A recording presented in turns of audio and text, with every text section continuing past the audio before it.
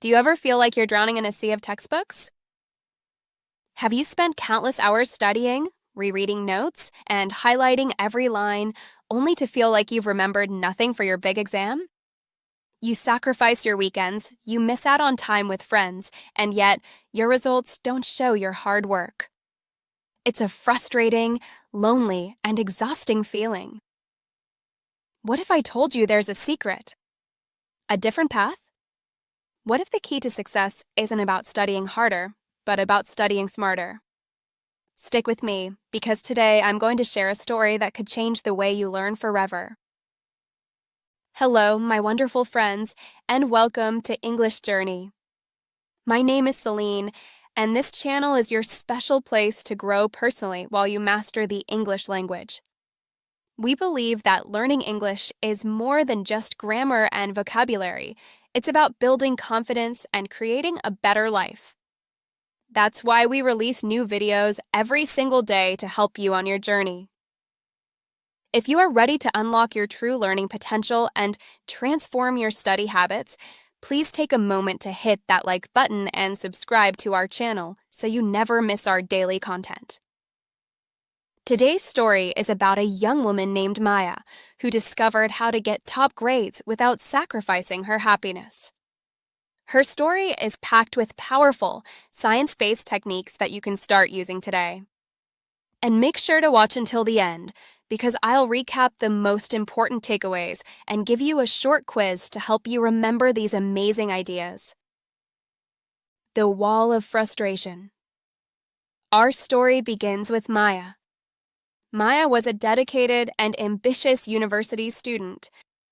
Her dream was to become a successful journalist, and she knew that mastering English was a critical step. She was enrolled in an advanced English literature course, and she was determined to be the best. Every day, Maya's routine was the same. She would finish her classes, go straight to the library, and surround herself with a mountain of books.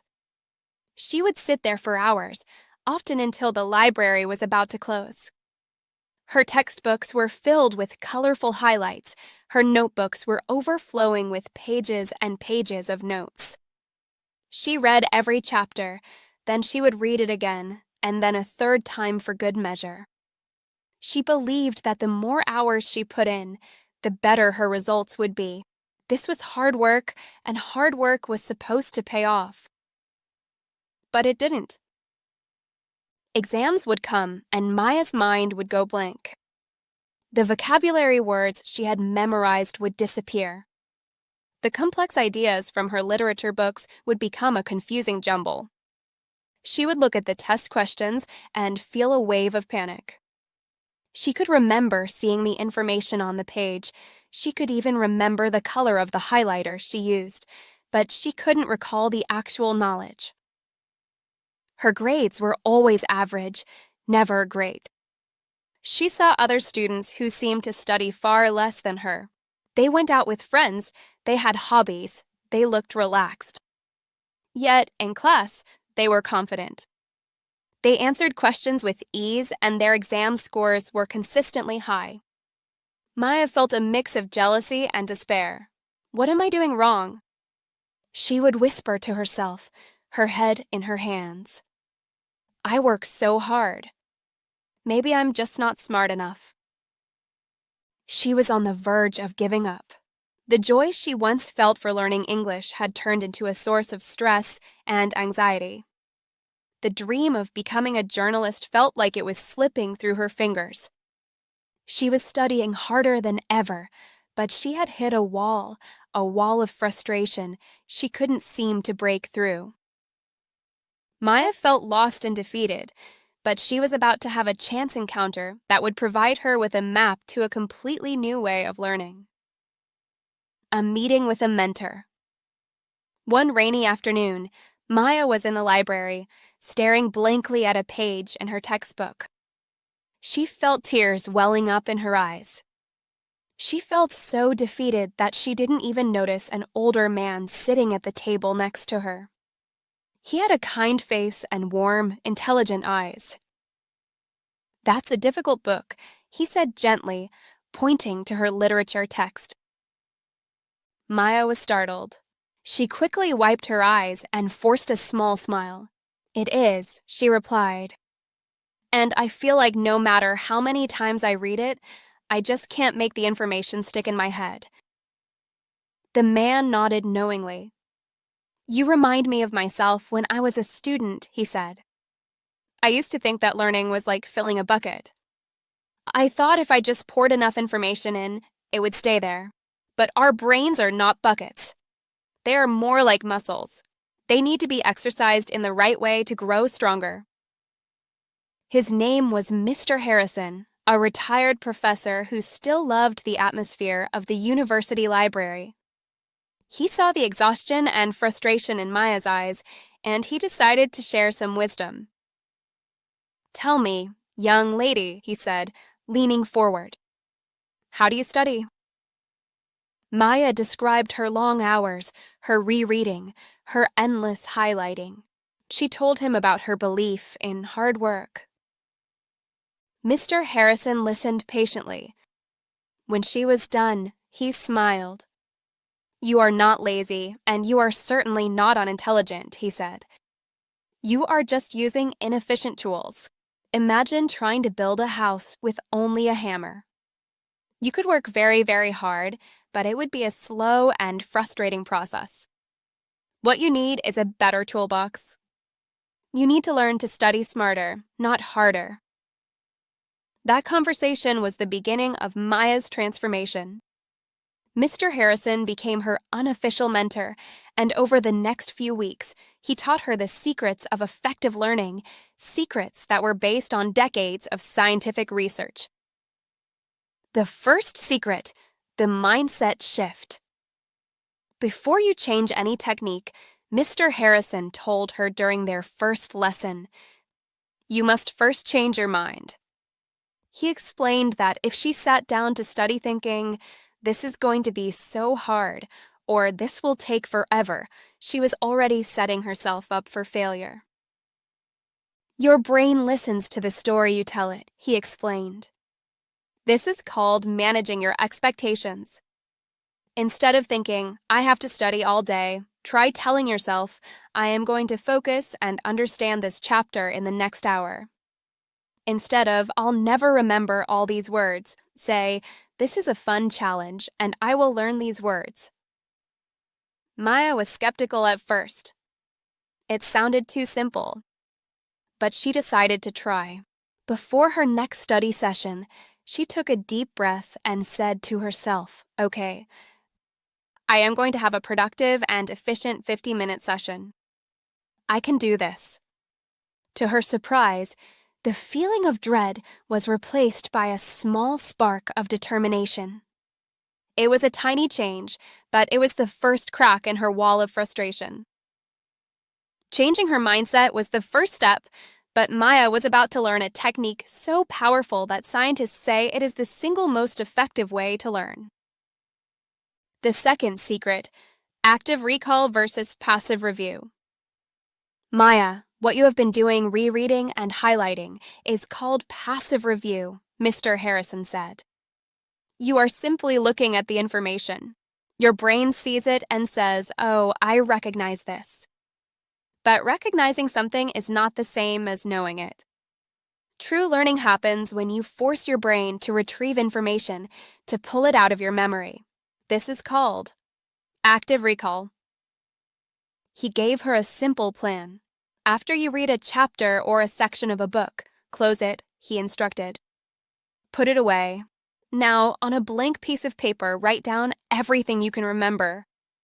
Explain the key ideas in your own words. Try to define the new vocabulary you just learned without looking. It will be difficult at first. Your brain will struggle. But that struggle is what builds strong memory. Maya tried it. After reading a short story for her class, she closed the book and tried to summarize the plot, the main characters, and the central themes. It was much harder than just rereading the summary. Her first attempt was full of gaps, but then she opened the book again to check her work. The things she had missed now stood out clearly. She filled in the gaps in her knowledge. She did this again the next day, and she found that she could recall more and more. She was no longer just a passive observer of the text.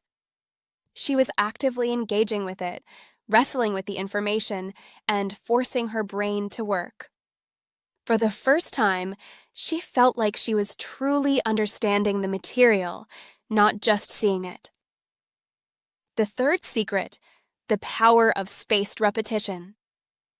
Now that you're practicing active recall, let's make it even more powerful, Mr. Harrison said in their next meeting. Have you heard of the forgetting curve? He drew a simple graph that showed how quickly we forget information if we don't review it.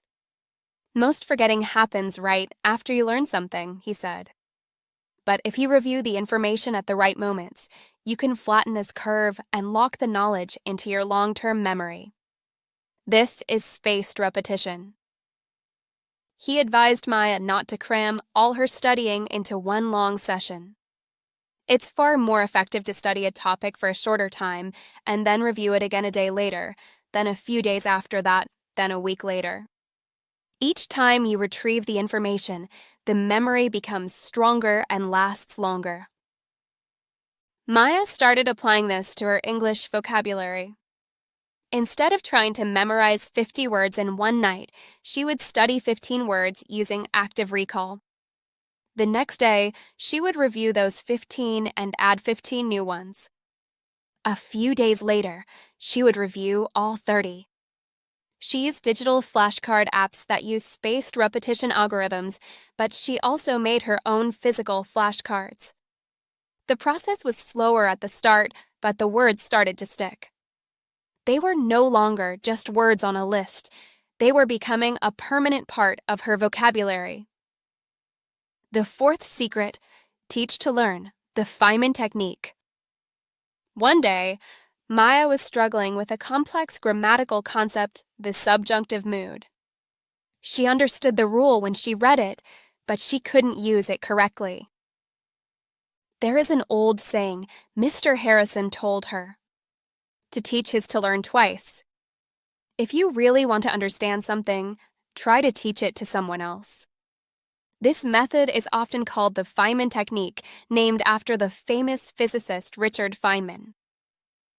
The steps were simple. 1. Take a concept you want to learn. 2. Pretend you are teaching it to a 5-year-old child. Use very simple language, simple analogies, and simple examples. 3. When you get stuck or use complex language, it means you haven't understood it deeply enough yourself. Go back to your book and simplify your understanding. 4. Review and refine your explanation until it is crystal clear and simple. Maya decided to try it. She took a piece of paper and wrote at the top, teaching the subjunctive mood to a kid. She started to write an explanation. The subjunctive mood is a verb form used to explore conditional or imaginary situations. She stopped. A child would never understand that. She tried again. Okay, imagine you have a magic wand. The subjunctive is like a magic wand tense. You use it for things that are not real right now. Things you wish for, or things that might happen. For example, you don't say, if I was a king, you say, if I were a king, because you are not really a king, you're just imagining it with your magic wand. As she simplified the idea, something clicked in her mind. She found the gaps in her own understanding and filled them. She practiced teaching it to an imaginary audience. By the end of the hour, she not only understood the subjunctive mood, but she felt she had mastered it. Maya's confidence was growing. She had powerful new tools. But the final secret Mr. Harrison shared with her was the one that would tie everything together and prepare her for any test. The fifth secret, testing is a study tool, not a judgment. What is your least favorite part of school? Mr. Harrison asked Maya. tests she answered immediately. They're so stressful. That's because you see tests as a judgment of your knowledge, he said. I want you to start seeing tests as one of the best tools for studying. He explained that most students only study and then get tested by the professor. But the best students test themselves constantly. Don't just read the book, he advised. Do the practice questions at the end of the chapter first. See what you know and what you don't. This focuses your mind. Create your own tests. After you finish a topic, write down 3 to 5 potential exam questions about it. A week later, try to answer them without looking at your notes. Maya began to create mini-tests for herself. She used past exams to understand the format of the questions. The first few times she tested herself, she didn't do very well. But she didn't feel despair. Instead, she felt clarity. The tests showed her exactly where her weaknesses were. They were like a map showing her exactly what she needed to focus on. They were no longer a source of fear, but a guide. The transformation. The final exam for her English literature course was approaching. In the past, this would have been a time of panic, sleepless nights, and endless, unproductive rereading. But this time was different. Maya had a plan. She used the 80-20th rule that Mr. Harrison had mentioned, focusing on the 20% of the topics that she knew would likely make up 80% of the exam. She didn't reread her textbooks. Instead, she spent her time actively recalling information, testing herself with her own questions, explaining complex concepts to her imaginary student, and reviewing her vocabulary flashcards using spaced repetition. She studied for fewer hours, but her study sessions were focused and intense. She used the 50-10 rule, studying for 50 minutes with no distractions, phone off, in a quiet place, followed by a 10-minute break to rest her mind. She had more free time than ever before. She went for walks, met with her friends, and slept a full 8 hours every night. She felt calm, prepared, and, for the first time, confident. The day of the exam arrived. She walked into the hall, took a deep breath, and opened the test paper. As she read the questions, the answers came to her, not as half-forgotten memories, but as clear, well-formed thoughts. She felt a quiet joy as she wrote, her pen flying across the page. A week later, the results were posted. Maya closed her eyes and clicked on her student profile. She opened them slowly. At the top of the page, next to Advanced English Literature, was a grade she had only dreamed of. An A+. She had done it. But the grade was not the real prize. The real prize was the transformation within her. She had learned that she was not smart enough. She just needed a better way to learn. She had discovered that the goal of education wasn't to survive it, but to enjoy the process of growing. She had finally learned how to study smarter, not harder, and in doing so, she had unlocked a lifelong love for learning. Recap/takeaways. Maya's story is not just a story. It is a guide for all of us. Let's quickly recap the powerful, science-backed secrets she learned. 1. Change your mindset. Start with a positive and confident attitude. Tell yourself you can learn it efficiently. Your brain will listen. 2. Practice active recall. Don't just reread. Close the book and actively retrieve the information from your memory. Write it down. Say it out loud. 3. Use spaced repetition. Review information at increasing intervals, after 1 day, then 3 days, then a week, and so on. This moves knowledge to your long-term memory. 4. Teach to learn. The Feynman technique: if you can't explain a concept in simple terms, you don't understand it well enough. Simplify to clarify. 5. Test yourself constantly. Don't wait for the official exam. Use tests as a tool to find your weaknesses and guide your studying. 6. Study in focus bursts. Use techniques like the 50-10 rule. Short, intense, distraction-free study sessions are more effective than long, draining ones. I truly hope Maya's journey has inspired you and given you practical tools to improve your own learning. If you found this story helpful, please show your support by giving this video a big thumbs up and hitting that subscribe button. Remember, we have new content to help you on your English journey every single day. Quiz. Now, let's see what you've learned. It's quiz time. Answer these questions in the comments section below. There are no right or wrong answers for trying, only for learning. Question 1. In your own words, what is the difference between passive review and active recall? Question 2.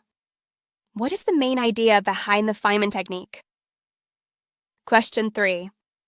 Why is it better to test yourself before the final exam? Question 4. How does spaced repetition help you remember information for a longer time? Question 5. According to the story, why is changing your mindset so important before you start studying? I can't wait to read your answers in the comments. Sharing what you've learned is a great way to practice active recall right now. Conclusion. Thank you so much for spending this time with me today. Remember, your journey of learning English or any other skill is a personal one. It's not about being better than anyone else. It's about being better than you were yesterday. Be patient with yourself, embrace these smarter study habits, and never forget that you are capable of amazing things. This is Celine from English Journey, wishing you a beautiful and productive day. Keep learning, keep growing, and I'll see you in the next video. Goodbye.